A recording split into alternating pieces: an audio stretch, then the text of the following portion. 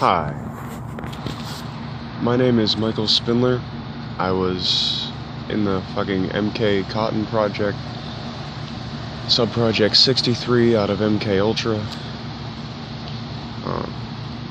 My teachers were Felton, not say his last name, John Storm, in part, a man named Frank Camaretta, not the one from the internet.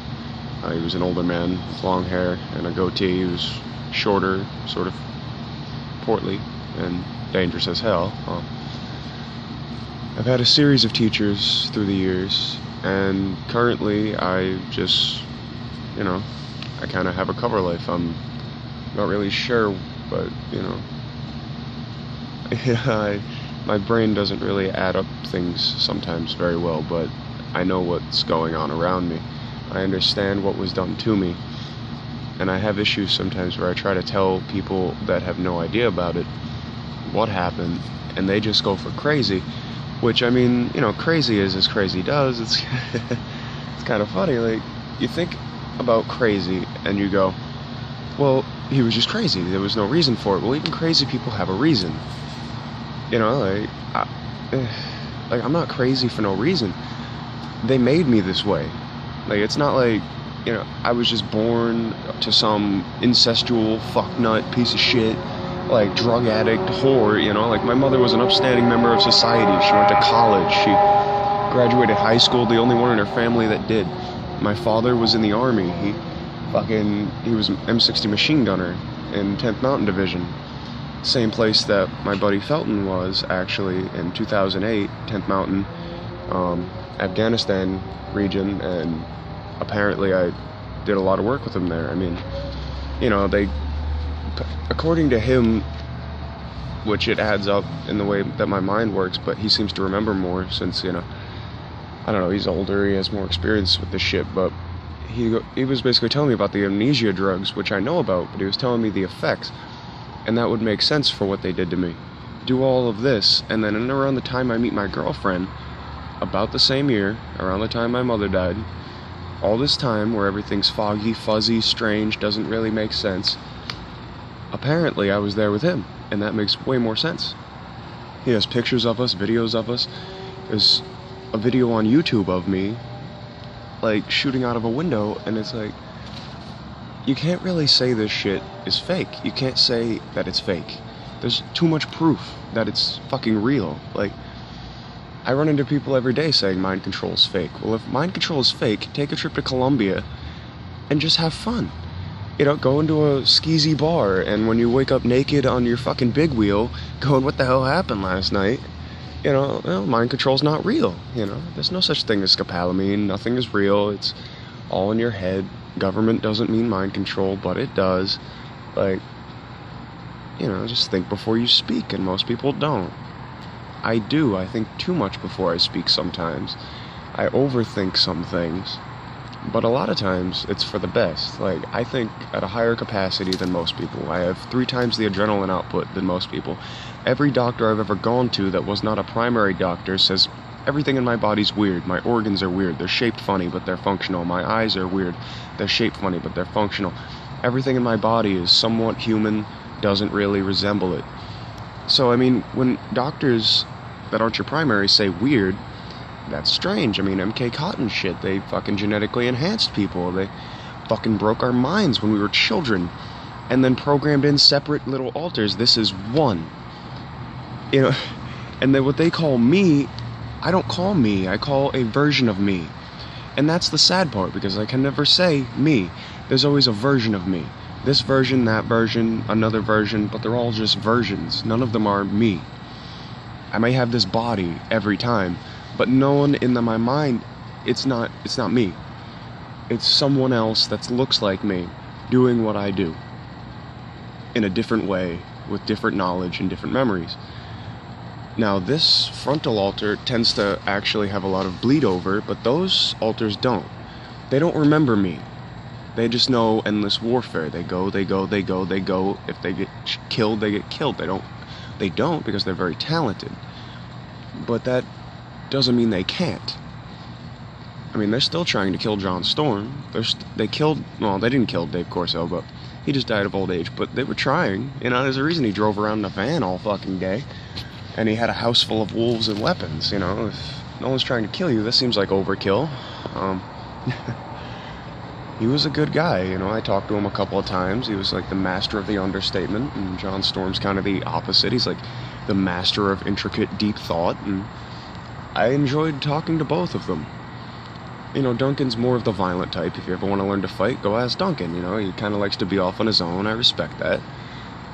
And they're all the older generation, so I understand. They're kind of done with this shit. Like, they might get called back into use, but they're not used every day, so why would they want to really be involved with someone who is? I, on the other hand, am. Like, they could come in, take me anytime. I don't know. I can't say no. Like, nothing, you know, I don't get a say. And that's the difference between me and active military, is that they can come into my room, take me, and then dose everybody with amnesiatics, and when they wake up, they won't remember I was there, and when I come back, boom, amnesiatics again to everybody, and nothing ever changed. You're right back where you were. And all this sounds fucking crazy, but it's real. Like, just ask the Army. The Army is actually giving people Percocets, I mean, without their choice. You don't want to take Percocets, you get punished. That's just the Army. The Navy SEALs use amnesiatics and harder drugs. Imagine what they can do to us. Because there's no rules with us at all. There's nothing. Like, no one cares, no one knows. Most people think we're fucking liars. So it's kind of fucked up. Like, the only people you find that actually believe it tend to be war vets and people that are investigators, or who are one themselves. So it's kind of difficult to talk to a civilian population about MKUltra, because to them, it's some movie thing now, because there's too many fucking movies about it. There's movies all over the place about this shit, and most of them are highly inaccurate, such as The Bourne Ultimatum. I mean, it's close-ish on premise, but if you want to see the truth, watch Mel Gibson's Conspiracy Theory. And when he's screaming, "No more gravy," that was my life for months and years of my life. So don't ever call me a fucking liar, because I will fuck you up. And I don't mean that lightly. And that's about it. I mean, other than that, I tell people what happened, not for me, but because I know that there are 4-year-olds and 14-year-olds in the exact program I came out of, that are currently being trained in the methods I was being trained in. I know this because I'm the one training them. They call me Delta 44, occasionally Delta 6, because in numerology, it will relate to the same number. And in all intents and purposes, they tend to just call me Blackbird, because for some reason my mother was influenced by the Birds Club, and her favorite song was Back in Black. So I think that correlates somehow. She was trying to tell me something in all of her things, and subconsciously maybe. But it's weird that they call me Blackbird, and that it correlates without me even really, you know, like, other people have told me this. It's not like I just thought of it. It's in documents. It's documented. It's real. Like, people have seen me in other countries. People have witnessed me, know me by name, my face, my fucking habits, my mannerisms, before I ever did any videos. Felton actually told me a few of my mannerisms, told me a country I was in, told me my exact height, my exact age, a lot of my preferences in terms of things. Yet I never told him this shit. I don't know him, really. He looks very familiar, you know. I do know him due to that personality now. I have a lot of bleed over. But, like I remembered his face, but I didn't remember his name. I remembered that he taught me things, but not what. And I remembered that we were in a desert region at a point. Now, if I told you that I had a flashback at a point, when I was very young, about 13 or 14, and it was very strong, as if I was there. Now, this flashback was in a Humvee with no doors in the middle of Afghanistan, and my buddy Jim got hit, and he was bleeding on me. Now, I told nobody about this memory. And a man named Ian and Felton both described this exact event exactly as I remember it, without me telling them. They knew the guy's name that got hit, they knew that he got hit, they knew that I was next to him, they knew the Humvee had no doors, they knew it was in Afghanistan going up a creek, because it was Creek Company that I was attached to through MK Ultra. It was a SEAL team, a Ranger team, I do believe, 10th Mountain Division, a couple of letter agencies, MK Ultra included, and that's it, really. We were all just moving through Afghanistan. And when I tell people served with, bled with, was not one of, they get very confused as to military service. But that's what I mean. Yes, I was there. Yes, I did protect their asses. Yes, they protected mine. Yes, I do respect them to the fullest. No, I was not one of them. I'm something entirely different. I was used for countless other things on countless other continents, and they fuck with me constantly. I don't get out of it. I don't get red-listed. I was born red-listed. I was born an enemy of the state that created me. I was born an enemy of the world. They made me this way. I don't try to fuck around with people. I don't lie. I don't make up stories. I tell you what I know. Or at least what I think I know. And if it changes, I'll let you know. You know, I try to be honest with people. They don't seem to pick it up. You know, the typical response, nervous laughter. Oh, that's scary. You bet your sweet ass it was. But that's what made me who I am. I'm stronger for it. I don't really resent it as much as I used to. And instead I just try to help those involved in it. Because goddammit, they don't get a choice either. And you can hate the people that did this to you, but they don't have a choice either. So hating them does nothing. They're under the same mind control that you were under, that you're now breaking out of, because God knows why. Maybe I'm defective.